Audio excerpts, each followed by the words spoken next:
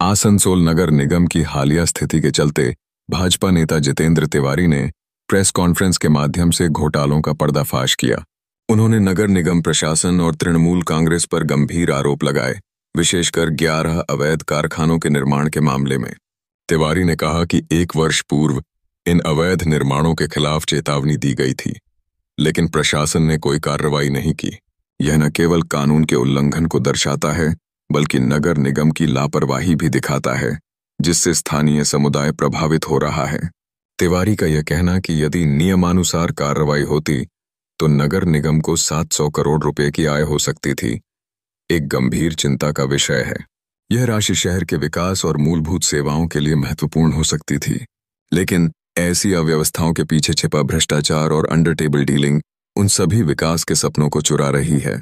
तिवारी ने नगर निगम से श्वेत पत्र की मांग की, जिससे जनता को यह स्पष्ट हो सके कि पिछले 1 वर्ष में इन इंगित मुद्दों पर कौन सी कार्रवाई की गई है। प्रेस कॉन्फ्रेंस में उठाए गए मुद्दे केवल संस्थागत भ्रष्टाचार के नमूने नहीं हैं, बल्कि इसके पीछे की कार्यप्रणाली भी स्थानीय राजनीति का प्रतिबिंब है। तिवारी ने स्पष्ट किया कि ट्रैफिक की समस्या को हल करने में निगम की विफलता ने नागरिकों के जीवन को कठिन बना दिया है।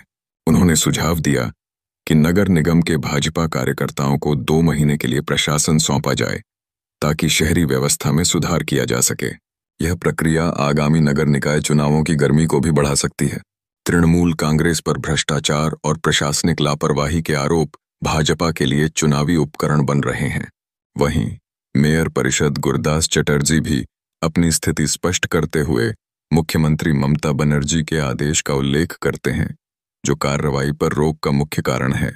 उनके अनुसार यह स्थिति तब और भी स्पष्ट हो जाती है जब चैम्बर ऑफ कॉमर्स के मनसबदार भी इस मुद्दे पर हस्तक्षेप कर रहे हैं। त्रिकाल दृष्टि से देखें तो आसनसोल नगर निगम की ये अंदरूनी कलह केवल राजनीतिक जंग का परिणाम न होकर नागरिकों की दिनचर्या में भी बाढ़ लाती है। इन मुद्दों का सामाजिक और आर्थिक प्रभाव पड़ता है, जो इस पूरे विवाद को और भी गंभीर बनाता है। इस संदर्भ में तिवारी की आह्वान सिर्फ एक चुनावी रणनीति नहीं, बल्कि यह स्थानीय समुदाय की आकांक्षाओं का एक महत्वपूर्ण हिस्सा है। যে কোনো ব্যক্তি কমপ্লেন করেন, কমপ্লেনের বেসিসে সেটা ইনকোয়ারি হয়, ইঞ্জিনিয়াররা ইনকোয়ারি করেন এবং দেখা যায় যদি ইললিগাল কনস্ট্রাকশন হয়েছে তাহলে সেটা ডিমোলিশনের অর্ডার করা। আমি বলছি যে আজ থেকে প্রায় 1 বছর আগে আমরা এটা জনসমক্ষে নিয়ে এসেছিলাম যে আসানসোল পৌর নিগম কারো কমপ্লেন বেসিসে না, সুমোটো নিজে নিজে অন্তত 11টা বড় বড় ইন্ডাস্ট্রিয়াল স্টেট যেটা জামুরিয়া এবং রানীগঞ্জে আছে তাদের বিরুদ্ধে সুমোটো প্রসিডিং স্টার্ট করল। তারা নিজেরাই তাদেরকে নোটিশ দিয়ে বলল যে আপনার এত স্কোয়ার ফিট ইললিগাল আছে, আপনার এত স্কোয়ার ফিট ইললিগাল আছে এবং আপনি 15 দিনের মধ্যে এটা ভেঙে দিন। আমরা সেদিনই বলেছিলাম যে ভাঙাভাঙি কিছু হবে না এবং ফাইনও হবে না। আমরা হিসাব করে দেখিয়েছিলাম যে যত স্কোয়ার ফিট ইললিগাল কনস্ট্রাকশন হয়েছে সবটা যদি ফাইন ইম্পোজ করা হয়, মিনিমাম ফাইন ইম্পোজ করা হয়, তবুও কর্পোরেশন অন্তত 500 থেকে 700 কোটি টাকা আসবে। আমরা খুশি ছিলাম যে 700 কোটি টাকা এলে প্রত্যেক ওয়ার্ডে 5 কোটি 60 কোটি 8 কোটি টাকা ডেভেলপমেন্ট হবে। কিন্তু আমরা সেদিনই বলেছিলাম যে সবটাই হচ্ছে আন্ডার দ্য টেবিল, একটা টাকা পয়সা নেওয়া দেওয়া করার জন্য, ওই ব্যবসায়ী যারা বিজনেস হাউস আছে তাদের উপর প্রেসার ক্রিয়েট করার জন্য এটা করা হচ্ছে। তাদেরকে নোটিশ দেওয়া হবে, ভাঙার অর্ডার করে দেওয়া হবে, তারপর কিচ্ছু হবে না, তাদের কাছ থেকে আন্ডার দ্য টেবিল লেনা দেনা হয়ে যাবে। তখন যারা পৌর নিগমে ছিলেন তারা বলেছিলেন যে না না দেখুন না আমরা অ্যাকশন করে দেখাবো। আমি আপনাকে বলি যে সমস্ত এই যে ডিমোলিশন অর্ডার দেখবেন, অর্ডার লাগবে সুমোটো প্রসিডিং স্টার্ট সবগুলোতে 11টাতেই দেখবেন আপনারা নিজেরাই ওরা স্টার্ট করেছে, কেউ কমপ্লেন করেনি, কর্পোরেশন নিজস্ব স্টার্ট করলো। এবং আপনাকে বলি যে সমস্ত যেমন Shyamsel power limited Mangalpur demolition order হয়েছে কবে? 7/12/2023, আজ 25 হয়ে গেল। Manbhum Ispat private limited Mangalpur 11/12/2023 demolition order হয়েছে। Cluster shopping sponge limited Jamuria industrial area 10/11/2023। PK auto Chanda 11/12/2023। Baba Ispat private 7/12/2023। Gainwell commercials private limited 7/12/2023। RAIC integrated sponge power 7/12/2023। MS Gagan ferrotech 7/12/2023।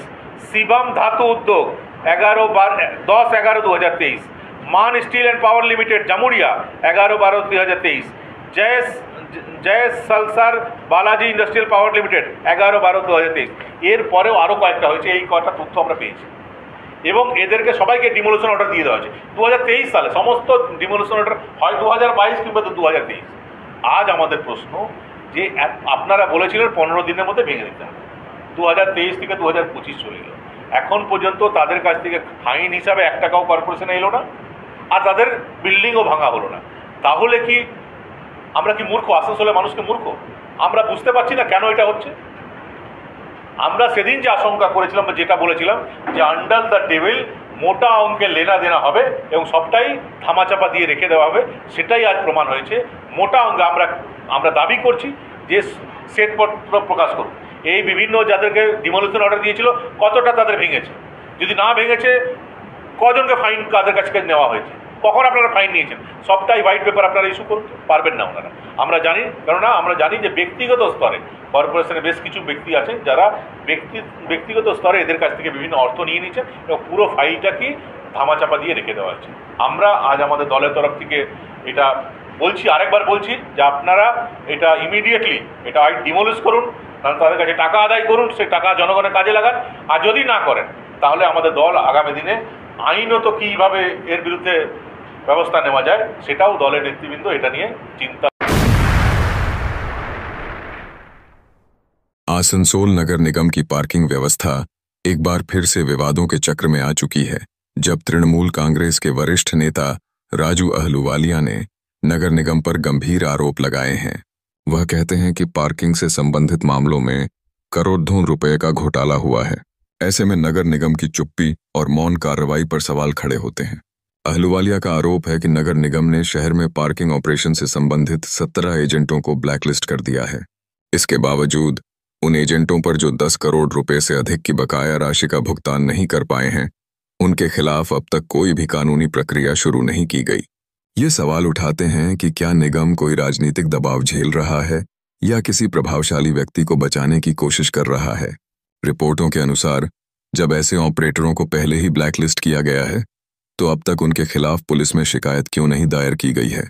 यह स्थिति नगर निगम की कार्यप्रणाली को संदेह में डालती है।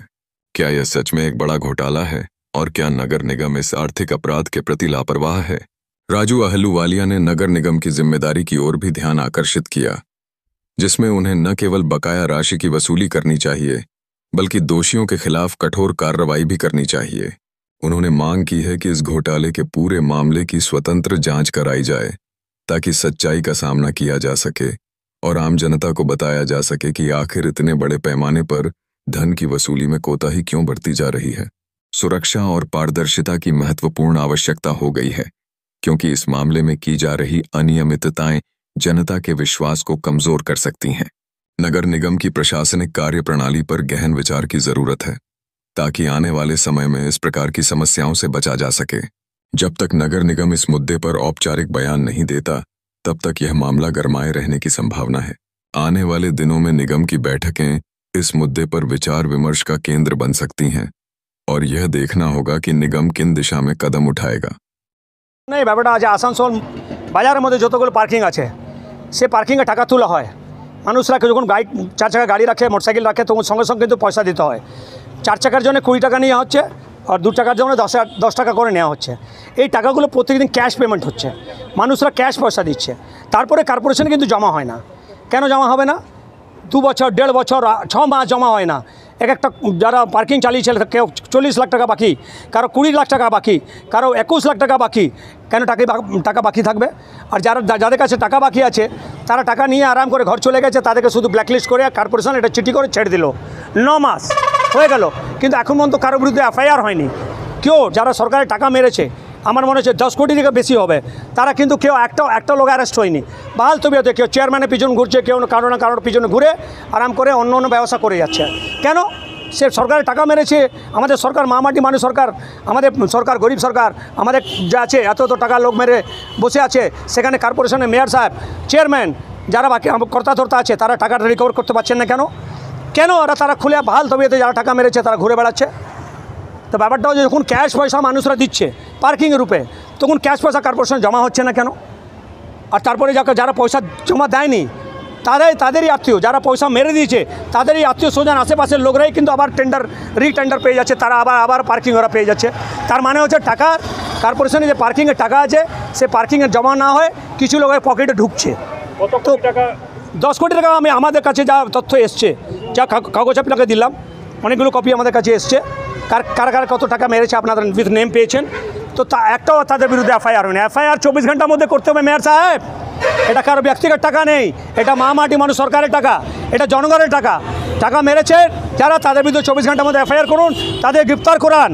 আর ব্যাপারটা হচ্ছে আপনাদের তো লিগ্যাল সেকশন আছে আসানসোল মিউনিসিপাল কর্পোরেশনে, তারা কেন এই জবটা দিচ্ছে না, তারা কেন ইনসিটিভ অ্যাকশন নিচ্ছে না? তার মানে কোনো জায়গা কোনো গফলতি আছে, কিছু ভুল আছে, তারা আমাদের মাটি মানুষ সরকারের ছবি খারাপ করার চক্রান্ত করছে। কিছু বিজেপি কংগ্রেস সিপিএমের মাল আছে যারা আমাদের সরকারের ছবি খারাপ করতে চাইছে, তাদেরকে চিহ্নিত করে আমরা আমাদের নেতৃত্বকে বলো অ্যাকশন নিতে। কারণ হচ্ছে 10 কোটি টাকার ম্যাটার আছে, শুধু পার্কিংয়ের ব্যাপার। তো তার ভেবে রাখুন অন্য ডিপার্টমেন্ট আছে সেখানে টাকা জমা পড়েনি কেন, এটা তদন্ত দরকার।